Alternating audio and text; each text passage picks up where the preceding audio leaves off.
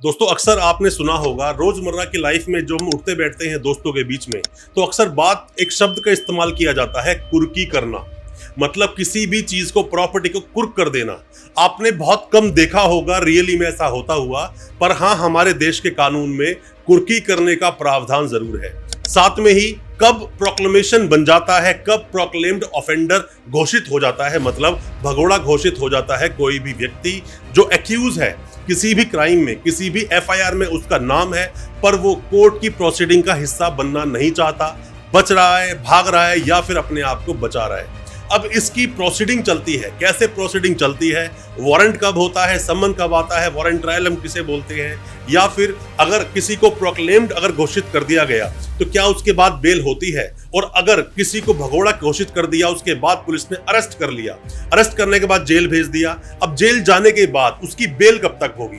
ये कई सारे सवाल हैं हमारे दिलों में। खास करके लोग ये बोलते हैं सर 82 की प्रोसीडिंग क्या होती है, भगोड़ा कब घोषित कर दिया जाता है, या फिर एक होता है रेड कॉर्नर नोटिस, मतलब किसी भी आप अगर गए किसी भी एयरपोर्ट में वहां आपको अरेस्ट कर लिया जाएगा। वो हम किसी और टॉपिक में लेंगे, पर आज अपनी इस वीडियो में हम बात करने वाले हैं 82 और 83 की प्रोसीडिंग के बारे में, जो सीआरपीसी 1973 के सेक्शंस है, किस तरह भगोड़ा घोषित किया जाता है कोर्ट द्वारा, उसके बारे में आज बात करूंगा अपने इस वीडियो में। ज्यादा कुछ जानने के लिए दोस्तों बने रहिए हमारे इस वीडियो के साथ। नमस्कार दोस्तों, फिर एक बार स्वागत करता हूं आप सभी का अपने इस YouTube चैनल पर, जिसका नाम है क्रिमिनल प्रैक्टिस, और मेरा नाम है वीरेंद्र वर्मा। जैसा कि आप सभी जानते हैं, हम चीटिंग एंड फॉर्जरी जैसे संगीन केसेस पर डिस्कस करते हैं अपने इस चैनल पर, और आपको बताते हैं आपके कानूनी अधिकार।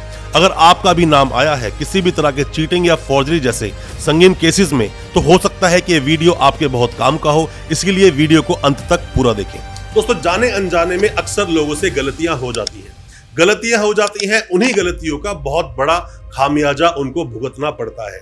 ये गलतियां कई बार वकील साहब के जरिए हो जाती हैं, कई बार आपकी नासमझी से होती है, और कई बार आपकी फालतू की जो इंटेलिजेंसी होती है वहां गलतियां हो जाती है। जो चीज आपको आती नहीं बहुत अच्छे से, उस पर ज्यादा एक्शन लेने की जरूरत भी नहीं है। दोस्तों, अगर आप आए हैं पहली बार हमारे चैनल पर, पहली बार देख रहे हैं हमारी इस वीडियो को, मैं रिक्वेस्ट करना चाहूंगा अभी हमारे चैनल को सब्सक्राइब करें, साथ में लगा बेल आइकन जरूर दबा दें, ताकि इसी तरह की जो हम प्रैक्टिकल जो वीडियोस लेकर आते हैं, कोर्ट में क्या चलता है प्रैक्टिकली बताते हैं, जो हमारे पर्सनल एक्सपीरियंसेस हैं उनको आपके साथ शेयर करते हैं, ये सब एक्सपीरियंसेस आप तक पहुंच सके और आप अपने आप को जानकार बना सके। कोई भी केस कहीं भी किसी के नाम पर जब दर्ज होता है, एफआईआर में नाम आता है, आप भागना शुरू कर देते हैं, एंटीसिपेटरी बेल लगाते हैं।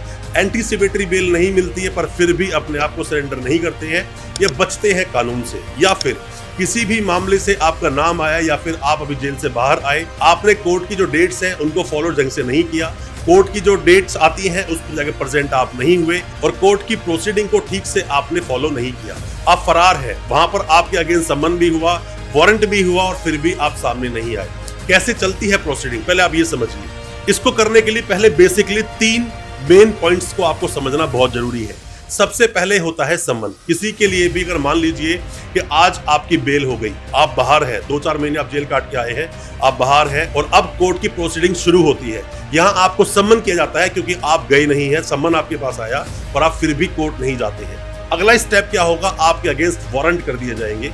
वारंट कर दिए जाएंगे, पुलिस आपको पकड़ने के लिए आएगी, आपके घर पे आएगी, आस पड़ोस आएगी, पूछताछ करेगी, पर आप नहीं मिलेंगे। पुलिस जाएगी वापस, अपनी एक रिपोर्ट लगाएगी। एसएचओ साहब उसी रिपोर्ट को अपने आईओ साहब के जरिए उस रिपोर्ट को पेश करवाते हैं, और बोलते हैं कि ये आदमी भगोड़ा हो चुका है, भाग चुका है, या फिर किसी भी तरह से कानून की जो प्रोसीडिंग्स है उनसे बच रहा है, पर ये सामने नहीं आ रहा है। तो उस पर जज साहब क्या करते हैं, उस व्यक्ति के अगेंस्ट में 82 जारी कर देते हैं। मतलब सीआरपीसी का सेक्शन 82 1973 में जो हमारा कोड ऑफ क्रिमिनल प्रोसीजर बोलता है, उसके तहत क्या होता है, किसी के अगेंस्ट भी एक प्रोक्लेम्ड एक इशू कर दिया जाता है कि उसके अगेंस्ट है, और इसकी तामील की जाती है। होता क्या है, जाते हैं पुलिस वाले, जाने के बाद में उसी के घर के सामने जाकर चस्पा कर देते हैं। चस्पा मतलब क्या, एक वो लेटर जो पूरा कोर्ट से बनकर आया है, वो व्यक्ति किस अपराध में भागा हुआ है, किस अपराध में उसकी जरूरत है, और कब आके तलब करना है उसको।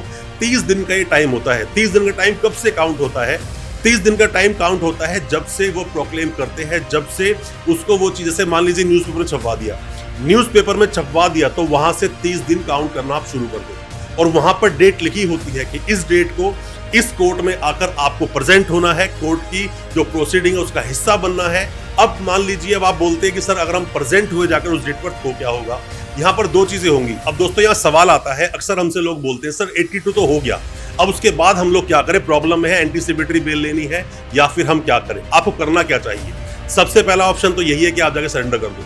आप सरेंडर कर दोगे, पुलिस अरेस्ट करेगी, रेगुलर बेल के लिए आप जाओगे। दूसरा ऑप्शन आता है एंटीसिपेटरी बेल लगाओ। अगर आपने सेशंस कोर्ट में अभी तक बेल लगाई थी तो हाई कोर्ट जाइए, हाई कोर्ट तक ही आप गए थे, सुप्रीम कोर्ट जाइए, एंटीसिपेटरी बेल लगाइए, अपनी बात को बहुत अच्छे से प्रेजेंट कीजिए, आपको एंटीसिपेटरी बेल बिल्कुल मिल सकती है, क्योंकि 30 डेज का जो टाइम अभी मिला है उसमें आप जा सकते हो। और साथ में ही एक और ऑप्शन मैं आपको देता हूं, या फिर आप क्या कर सकते हैं, जो 82 आपके अगेंस्ट हुआ है उसको ही चैलेंज आप कर दो। सुप्रीम कोर्ट में जाइए, चैलेंज कर दीजिए उसी चीज को, जिस भी कोर्ट से आपके अगेंस्ट हुआ है उसके हायर कोर्ट में जाके आप इसको चैलेंज कर सकते हो। जाके बोलिए कि मेरे अगेंस्ट जो ये 82 की प्रोसीडिंग की गई है वो गलत है। क्योंकि गलत करने के लिए दो चीजें आपके पास होनी चाहिए। पहला तो वैलिडिटी चेक करेंगे उसकी कि वैलिड कब से कब तक है, या किस डेट को था, किस डेट को अनाउंस किया गया। और दूसरा आपके पास है लीगलिटी, किस तरह से लीगलिटी में उसको आप जाके आप चैलेंज कर पाते हैं कोर्ट में जाकर। ये दो तरीके आपके पास है।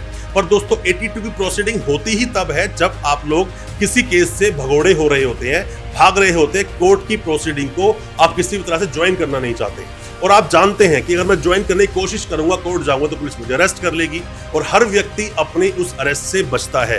और वैसे भी आपको आजादी का अधिकार है, जो हमारा राइट टू लिबर्टी, जो हमारा आर्टिकल 21 बोलता है। पर दोस्तों किसी भी तरह से आपका नाम किसी भी आता है अपराध में, तो वहां पर एंटीसिपेटरी आप बेल ले सकते हैं, आपका अधिकार बनता है। एंटीसिपेटरी बेल अगर आप अप्लाई कर रहे हैं, सेशन कोर्ट तक कई लोग रुक जाते हैं, हाई कोर्ट तक जाइए। हाई कोर्ट तक आप गए हैं, बेल नहीं हुई, सुप्रीम कोर्ट आप जरूर जाइए। अगर फिर भी बेल ना मिले और लगता है सुप्रीम कोर्ट को भी कि आपको बेल नहीं मिलेगी, तो ही आप जाके सरेंडर कीजिए। पर मैं एक बात आपको और इस साथ में बता देता हूं इसके, कि अगर 82 की पूरी प्रोसीडिंग हो गई, 83 की प्रोसीडिंग भी हो गई, जिसमें कुर्क करना बोलते हैं। और दोस्तों जो कुर्क की प्रोसीडिंग होती है, कुर्क की प्रोसीडिंग, कुर्की करने की प्रोसीडिंग ऐसे ही शुरू नहीं हो जाती। जो सीआरपीसी के सेक्शंस आप पढ़ोगे, 82, 83, 84, 85 एंड 86, यहां तक आप पढ़ोगे, सब कुछ मेंशन है कुर्की कब होगी, कैसे आप कुर्की की जो प्रॉपर्टी है उसको बचा पाएंगे। दोस्तों कुर्की जो होती है, कुर्की किस तरह से होती है, कुर्की का मतलब ये होता है कोई भी आपकी जो संपत्ति है, जो प्रॉपर्टी है, उसको सरकार अपने कब्जे में ले लेती है और आपको फिर वक्त दिया जाता है, कुछ एक तय समय सीमा होती है उसके लिए। पर 82 में अगर आपके अगेंस्ट 82 हो गया, 30 डेज का टाइम भी ओवर हो गया, 83 की प्रोसीडिंग चल रही है, फिर भी आप कोर्ट नहीं जा रहे, एंटीसिपेटरी बेल लेना बहुत मुश्किल हो जाएगा आपके लिए।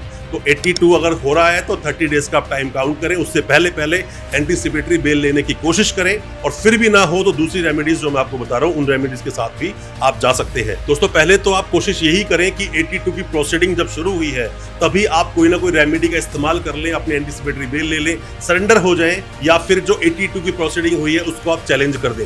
अगर आप ऐसा तीनों में से कुछ भी करते हैं, कहीं से भी रिलीफ मिलता है तो बहुत आसान हो जाएगा। पर मैं आपको बता दूं, एक बार प्रोक्लेम्ड अगर आप घोषित हो गए, पुलिस आपको पकड़ लेती है भगोड़े होने के उस पीरियड में, और आपको पुलिस ने पकड़ लिया, और आप फिर उसके बाद जब भी बेल लगाएंगे तभी पुलिस यही क्वेश्चन रेज करती है, यही ऑब्जेक्शन रेज करती है कि भगोड़ा था, हम पकड़ कर लाए हैं, छोड़ेंगे, फिर से भाग जाएगा।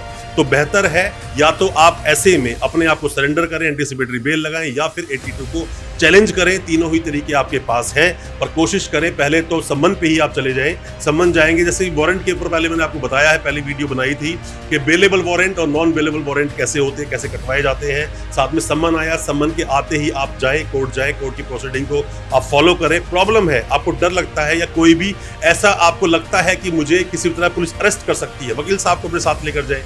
वारंट आपके नाम का अगर हो गया तो दोस्तों वारंट में क्या होता है कि हालांकि ऐसे मामलों, जो आपराधिक मामले होते हैं, जो कॉग्निजेबल ऑफेंसेस होते हैं, सीरियस नेचर के अपराध होते हैं, ऐसे मामलों में पुलिस को वारंट की जरूरत ही नहीं है आपको अरेस्ट करने के लिए। वो कोई जाकर कोर्ट से जाके वारंट नहीं लेगी आपको अरेस्ट करने के लिए, वो ऐसे ही आपको अरेस्ट कर लेगी। पर बेहतर है कि अगर ऐसे मामला कुछ आगे बढ़ता है तो जल्द से जल्द रेमेडीज का इस्तेमाल करें, क्योंकि बहुत सारे लोग अपने हिंदुस्तान में अपने कानूनी अधिकार को ना जानने की वजह से भी जेल जाते हैं, और बहुत महीनों तक उन्हें जेल काटनी पड़ती है। कोई भी किसी भी तरह का सवाल है आपके दिल में, किसी भी तरह का सवाल आप पूछ चाहते हैं, आप कमेंट बॉक्स में कमेंट करें या हमें व्हाट्सएप करें हमारे किसी भी तरह की मदद के लिए। और दोस्तों अच्छा लगा आज का वीडियो, हमारी वीडियो को ज्यादा से ज्यादा अपने दोस्तों, परिजन, परिवार में शेयर करें, ताकि वो भी अपने आप को कानूनी जानकार बना सके। अच्छा लगा आज का वीडियो, हमारे चैनल को सब्सक्राइब करना बिल्कुल ना भूलें, साथ में लगा बेल आइकन जरूर दबा दें, ताकि इसी तरह की लीगल अवेयरनेस की वीडियोस हम आपके लेकर आ सके सबसे पहले। बहुत शुक्रिया दोस्त, धन्यवाद हमारे इस वीडियो के साथ बने रहने।